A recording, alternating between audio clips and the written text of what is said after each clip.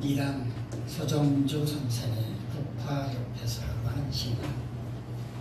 노란 국화꽃을 앞에 두고 시인은 그 꽃이 피어나기까지의 고통과 아픔의 시간들을 상상해 보았습니다.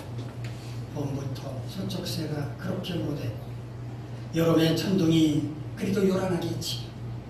지난밤에 무서리가 내리고 자신이 잠을 설친 것은 모두 국화꽃을 피우기 위함이었다고 연결짓고 있습니다. 젊은 날의 숱한 고민과 방황을 뒤로하고 이제는 성숙한 아름다움으로 돌아온 노인과 같이 노란 국화꽃은 봄, 여름, 가을의 모든 시련들을 이겨내고 아름다운 꽃으로 피어났음을 노래하고 있습니다. 국화꽃을 보고 그냥 아름답구나 생각하지 않고 그 꽃이 피어나기까지의 과정을 상상한 시인의 통찰력이 놀랍습니다. 어디 꽃뿐이겠습니까? 세상에 그 어떤 것도 저절로 되는 것은 없습니다. 우리 눈에 저절로 된 것처럼 보이는 모든 것들도 다 그렇게 된 원인이 있고 어떤 힘이 영향을 미쳤으며 누군가 보이지 않는 손길이 있었기 때문에 그렇게 된 것입니다. 오늘 본문은 웬만한 분들은 익히 잘 알고 계시는 말씀입니다. 주님, 내가 여기 있사오니 나를 보내소서. 오늘 본문을 기초로 해서 만든 복음성가도 널리 불려지고 있습니다. 그러나 이 말씀의 진정한 의미를 깨달은 사람은 그렇게 많지 않습니다. 이사야 선지자가 어떤 과정을 거쳐서 이런 고백을 했는지에 관해서는 그다지 큰 관심이 없습니다. 마치 국화꽃을 보고 아름답구나 라고만 생각을 하고 저 꽃이 피어나기까지 어떤 과정을 거쳤을까에 대해서는 깊이 생각하지 않는 것처럼 말입니다. 오늘 이 시간 선포하는 말씀을 경청하심으로써 주님, 내가 여기 있사오니 나를 보내소서라고 하는 고백이 어떤 과정을 통해서 나오게 되는지를 확인하시고 우리도 주님 앞에서 그런 고백을 할 수 있기를 바랍니다. 남유다 왕국의 제10대 왕은 오시야. 이 오시야 왕은 비교적 나라를 잘 다스린 왕 가운데 한 사람입니다. 역대기를 기록한 저자는 이 오시야 왕을 가리켜서 하나님 보시기에 정직하게 행했다, 이렇게 평가를 하고 있습니다. 오시야 왕은 남유다 왕국의 영토를 확장하는 등 강성한 나라를 만드는 데 기여했습니다. 블레셋을 제압해 암몬으로부터는 조공을 받았으며 그 명성이 애굽의 변방까지 알려졌습니다. 오시야 왕은 또 재주 있는 사람들에게 무기를 구하게 했습니다. 화살과 큰 돌을 쏘고 던지게 했는데 이런 신무기를 사용한다는 소문이 널리 퍼지게 되자 주변 나라들은 더욱 남유다를 두려워하게 됐습니다.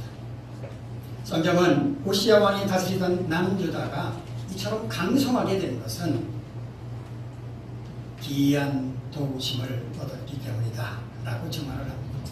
기이한 도우심이란 뭐를 의미하겠습니까?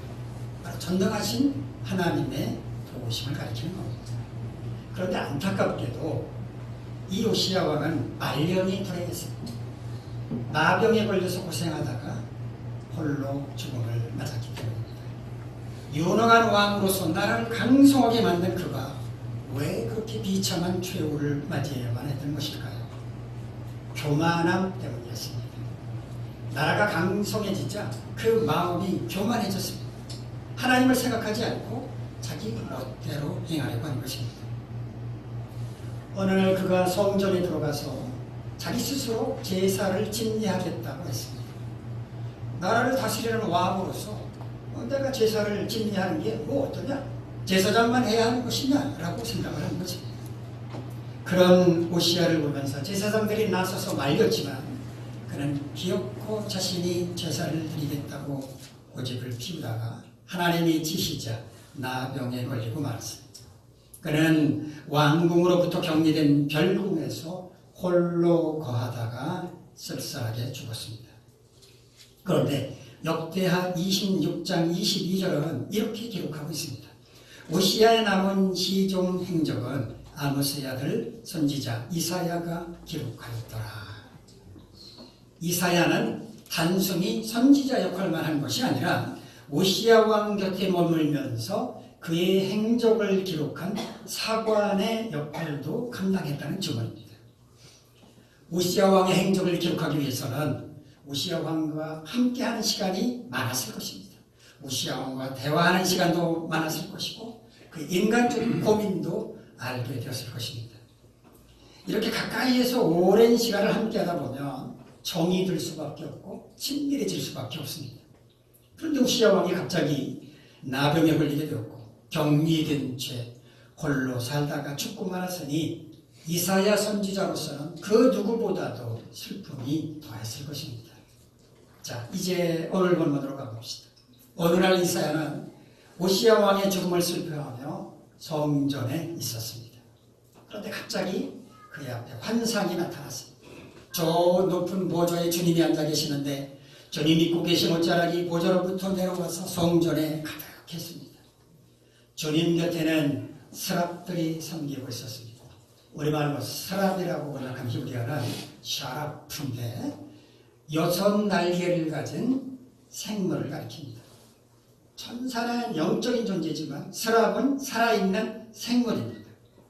스랍들은 각각 6 날개가 있었는데 2 날개로는 얼굴을 가리고 또 2 날개로는 자신의 팔을 가리고 나머지 2 날개로 날아다니면서 이렇게 하나님을 찬양했습니다. 거룩하다 거룩하다 거룩하다 만군의 여호와여 그의 영광이 온 땅에 충만하도다.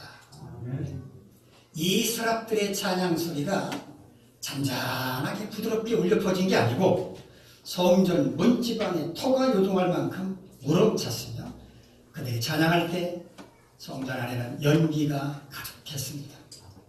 이사야는 매우 두렵기도 하고 신비스러운 광경을 보게 된 것입니다. 그 순간 이사야는 이거 큰일 났구나 생각을 했습니다. 자신이 하나님을 보았기 때문입니다.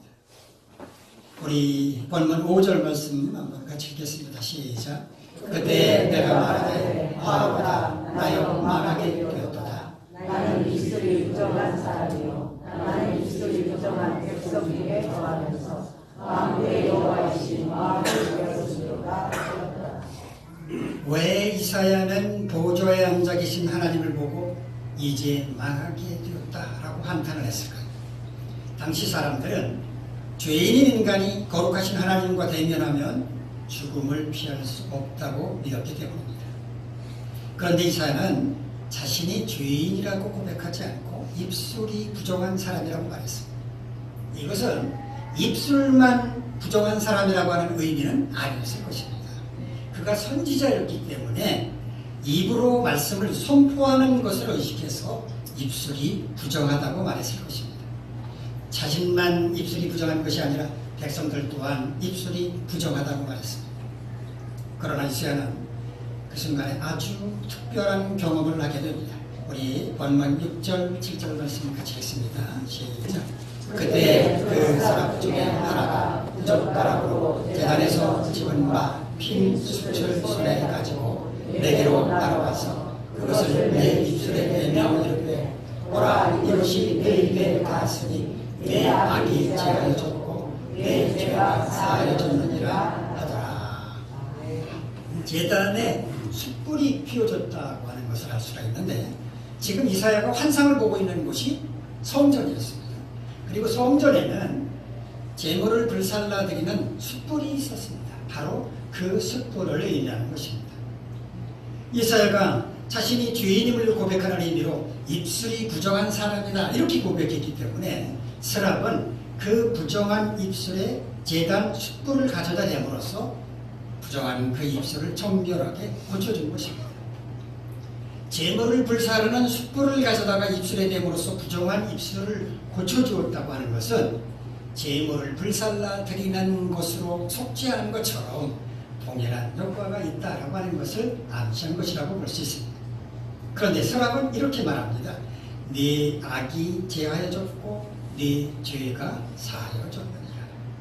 그냥 네 죄가 사하여졌다라고 말하지 않고 앞에서는 악이 제하여졌다라고 말합니다. 뒤에서는 네 죄가 사하여졌다라고 말하는 것입니다. 악이란 우리말로 번역한 히브리어는요, 아온이라는 말인데 명령을 위반하는 것을 가리킵니다. 또 죄란 히브리어는 아타라는 말인데 우리가 일반적으로 말하는 죄를 가리키는 말입니다. 둘 다 죄를 의미하기는 하지만 굳이 경중을 따진다면 악보다는 죄가 더 중요하다고 말할 수 있겠습니다. 악을 죄한다라고 말했습니다. 죄한다라고 하는 말은 히브리어 수르라는 말을 번역한 것인데 돌리다, 떠나다, 중지한다 이런 뜻입니다. 반면에 죄는 사한다고 말을 했습니다. 히브리어 까파르라는 말을 번역한 것인데 돕다, 역청을 바른다라는 뜻으로 속죄한다는 의미입니다. 이렇게 악과 죄를 모두 깨끗하게 했다라고 표현한 것은 이사야가 그만큼 완벽하게 속죄함을 받았다고 하는 것을 나타낸 것이라고 할 수 있습니다. 이처럼 이사야가 모든 죄로부터 깨끗하게 되었을 때 그는 주님의 목소리를 듣게 되었습니다. 우리 오늘 본문 마지막 8절 말씀 함께 읽도록 합니다. 시작. 내가 또 주의 목소리를 들으니 주께서 이르시되 내가 누구를 보내며 누가 우리를 위하여 갈고 하시니 그때 내가 이르되 내가 여기 있나이다 나를 보내소서 했더니 이사야가 하나님이 말씀하시는 것을 들었습니다. 내가 누구를 보낼까? 누가 우리를 위해 갈까? 이 말은 하나님께서 누구 상대를 향해서 한 말이 아닙니다. 스스로 독백처럼 혼자 하신 말씀입니다. 혼잣말로 하는데 뭐 우렁차게 하셨을 일은 없습니다. 저는 이 부분을 이렇게 해석하고 싶습니다. 이사야는 주님의 목소리를 들었다기보다는 주님의 마음을 읽었다고 하는 게 맞을 것 같습니다. 스랍에 의해서 자신의 모든 죄악이 깨끗하게 되자 죄악 가운데 살고 있는 내 백성에게로 누가 가서 내 뜻을 전할까라고 하는 고민하시는 하나님의 마음을 헤아릴 수 있게 되었다는 의미라고 생각을 합니다. 이사야는 그 즉시 하나님께 고백을 합니다. 주님, 제가 여기 있습니다. 저를 보내주십시오. 주님, 제가 여기 있습니다. 저를 보내주십시오라고 하는 이 말에는 세 가지의 의미가 담겨 있습니다. 첫째, 자신은 주님이 보내실 그 자리에 가장 적합한 사람이라는 것입니다. 충분한 자격을 갖고 있다라고 하는 자신감.